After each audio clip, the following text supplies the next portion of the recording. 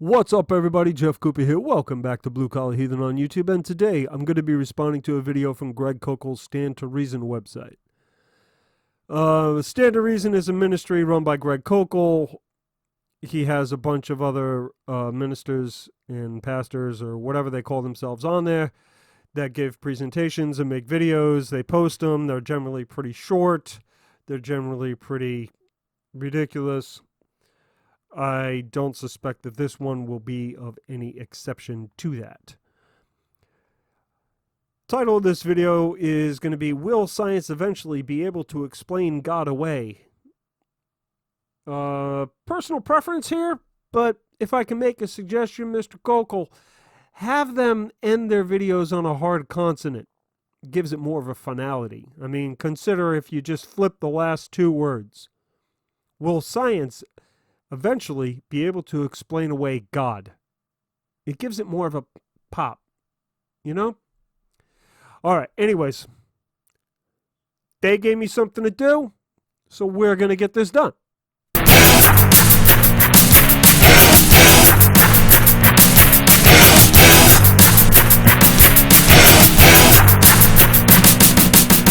Okay, so here we go. We're going to let them get into their thing here.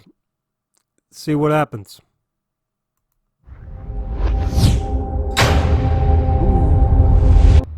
Remember, I said most of the time, when we're doing science, Tim we come Barnett. to naturalistic conclusions. That's true.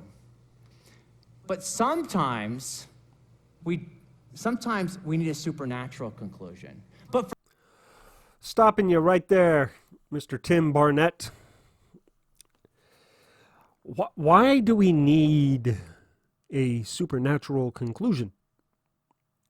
Isn't the point to get the best conclusion, the one that can be demonstrated and shown to be true? Why would one ever need a supernatural conclusion? You know, that need in there is kind of concerning. You know what I mean? It makes the viewer think you're maybe not being as honest as you could be. for many people, okay, we've come to so many naturalistic conclusions. Tim, maybe if we just give scientists more time, eventually we'll explain everything naturalistically. And so you might hear something like this. Years ago, superstitious people thought that lightning came from the lightning god Zeus and thunder from the thunder god Thor. Well, now we know lightning is just an electrical discharge. It's just electrons doing their thing. It is. And thunder, that's just, rapidly heated air molecules expanding. See, we Right. don't need Zeus and Thor. Right. We can explain this Exactly. stuff naturalistically. Exactly. And so over time, our naturalistic explanations increase, our supernatural explanations decrease, and listen, over time we'll explain everything naturalistically. Well, I mean, that's a very interesting path for a Christian apologist to take, but so far I don't have much problem with anything that he said right there. We used to ascribe supernatural causation to natural phenomena, and every time we have done that, when the actual cause of the phenomena was discovered, it has never been a god or anything supernatural at all. So, yeah, I'm in agreement with everything that he said right there in that little bit. That was actually very, very, very well done. I commend them. I also find it curious right here that they've got God of the Gaps on the screen, because that's traditionally what they've done. But we'll see what he's got to say about that. In fact, you Christians, you just believe in a God of the gaps. That's what you believe in. Yep. What's a God of the gaps? When you don't know something, you just, in the gap of your ignorance, you say, God did it. Yep. That's what they think we're doing. I'm going to stop you right there. That isn't what we think you're doing. That's what you do.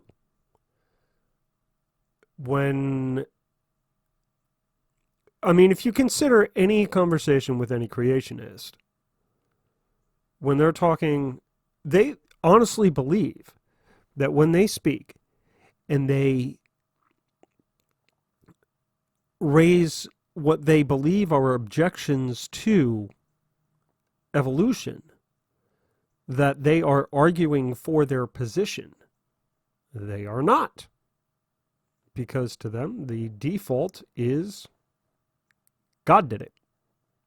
They are trying to show holes in our current understanding, holes in the current model, wherein they can insert their concept of divinity. That's what they're arguing for. Every time. So, that isn't what we think you're doing. That's what you're doing. That's what they think we're doing. I can't explain lightning. God did it. I can't explain thunder. God did it. But over time, we're closing these gaps. Electrons and rapidly heated air molecules and so on. Yes. And so they think, well, we will explain everything naturalistically. Is that what's really going on? Is that what we're doing? Yes, that is really what you're doing. Yes, that is really what's going on. Anytime that there is a gap in scientific understanding, you try inserting your God into it. And every time, you're wrong. That is really what you're doing. Just believe in a God of the gaps. Yes. This argument from ignorance, I can't explain it, therefore God did it. Correct. And no, we don't. No, huh? All right. Okay. Let's see your response to this, because I mean, that was a great setup. I'll give them that. That was a great setup, because that is exactly what they do. But now, I guess now we're going to get into some type of apologetic twisting to show that that's what they do, but that isn't what it is, or something along those lines. I think that's probably where this is going to go. Believe that. What we believe is that we're positing God as the best explanation of the available evidence. But it never is the best explanation, because it's not an explanation. Because there's nothing that indicates a God other than Scripture, which is not a scientific source. It is supernatural literature. It doesn't indicate anything. It's just stories. In fact, I can prove it to you. I can Prove it to you. Okay. There's a gentleman named Antony Flew. Now, Antony Flew, he was an atheist for most of his life. In fact, you could go on YouTube, not right now, but after I'm done, you could go on YouTube, Google YouTube Antony Flew, and you could find him debating Christians over the existence of God. Well, it turns out late in life, Antony Flew changed his mind.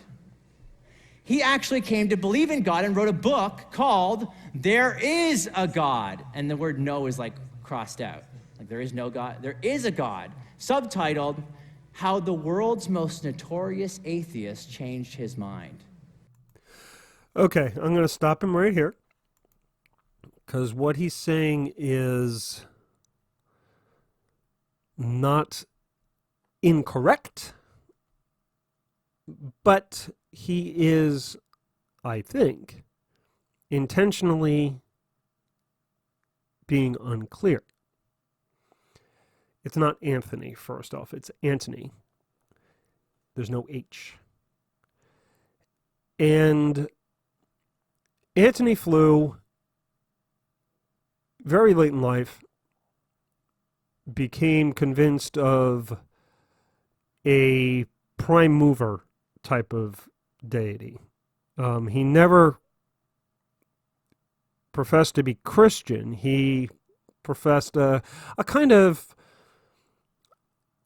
the kind of God of like Thomas Jefferson or Spinoza, or the prime mover, you know, which is not the same type of deity that Tim, or Stand to Reason, is arguing for. So when they're appealing to the late Mr. Flew, they're talking about a guy that in his 80s, now I'm not going to say that his mental faculties were failing or anything like that, but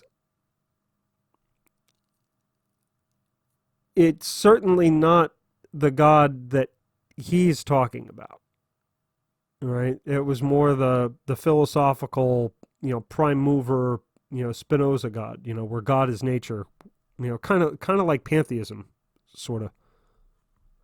All right. Anyways, enough of my yap here. He's actually, I think in the 20th century, wrote more academic philosophical papers arguing for atheism than anyone else. His book's worth reading, but here's a quote from it. Listen very carefully. He says this: "I now believe that the universe was brought into existence by an infinite intelligence." I think Frank spoke about that. That's the origin of the universe. "I believe that the universe's intrinsic laws manifest what scientists have called the mind of God." That's fine-tuning. All right, so he's getting into, he's trying to do this weird conflation thing where he's saying that Antony's God is his, and it's not. But we'll let him keep going. But just keep that in mind. They're not talking about the same I believe that life and entity. reproduction originate in a divine source. We're going to come back to that one. He says this: "Why do I believe this, given that I have expounded and defended atheism for more than half a century? The short answer is this: this is the world picture as I see it that has emerged from modern science." Do you understand what he's saying here? This is the worldview. This is the world picture that has emerged from what? This is not a God of the gaps. I don't know, therefore God must have done it. It exactly is. It exactly is that. You're not going to tell me that somebody that's been, debating and writing about, atheism and countering the arguments for a divine creator or even a prime mover has never heard all of it. It is the God of the gaps.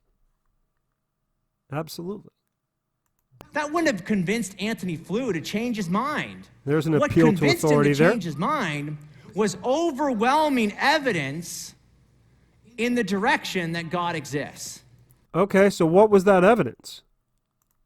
As I'm seeing the end screen here, I guess that evidence is probably in another video. It's a shame that it couldn't have come up in this one. So, in recapping all this, he's trying to say that they don't engage in a God of the gaps, that they have evidence, that there are reasons for them to believe. And I'm sure they have reasons. They're just shitty ones. But again, these videos are never designed for somebody like me. These videos are only designed for the people that already agree with them, to bolster the belief, to bolster the faith, I guess, of those that are already in the organization. They're not for us, the people on the outside. So you're going to find people that will find this convincing because that's already what they believe. It's just that somebody's being articulate about it. And then they're talking about this prominent atheist who changed his mind and started believing in God. But when they hear that, they're going to put, they're going to unnecessarily hit the shift key before they hit the G. And that isn't the same, not the same entity that Antony Flew was talking about.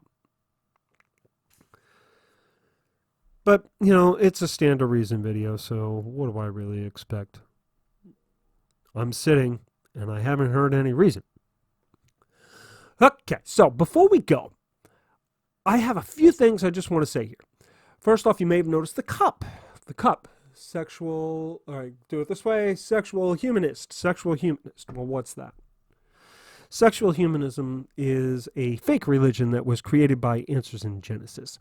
And Shannon Q, who I'll leave a description to down below, though you guys already know her. It's Shannon Q, for Christ's sake.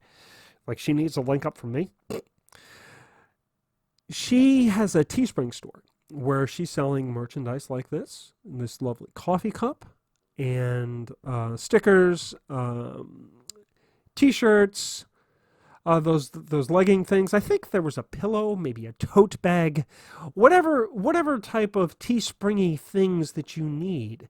You can go to the Sexual Humanist Teespring store and acquire it there, knowing full well that some of the proceeds from that sale will be donated to LGBT in Louisville, Kentucky, in Ken Ham's name. What a way to put a bug in his ass. There's also a PayPal donation drive that's going on. But you know what? Shannon forgot more about that than I ever learned. So follow her down there and do that thing. Second thing. Anyways, my friend Nervardia, who I will also be leaving a link to, has been vested by Shannon to ordain people in the sexual humanist religion. And I am ordained as the high priest of sleep-deprived ramblings, which is kind of accurate. Nervardia, at this time of this recording, which is 15:49 hours Eastern on 23rd August 2019, is 5 members shy of the magical 500 number. So follow her link and give her a subscribe. And the third thing I'm going to be doing is I would encourage everyone who has not seen me bitching about it on Twitter is to go see SkepticShe and subscribe to her channel. The link is down there. She does great content. It's infrequent. She does about a video a month, but they're always pretty high quality. And, you know, I like the way she presents this stuff. She's a musician, atheist, relatively new atheist, started posting videos on that content in like April or so. And she has fewer subscribers than I do, which is wrong. So we're going to fix that. And go subscribe to her and tell her to get her ass on Twitter so we can, you know, all be advised when she has new content out. And now that's really about it. So that's all we got for this time. Thank you so much for sticking around. Now, click the links I left down below. Do the things, do the YouTubey things, the liking, the sharing, the subscribing, the ringing of the bell, the getting of the notifications. Follow us over on Twitter at BCHVids. And we'll see you next time. Take it easy.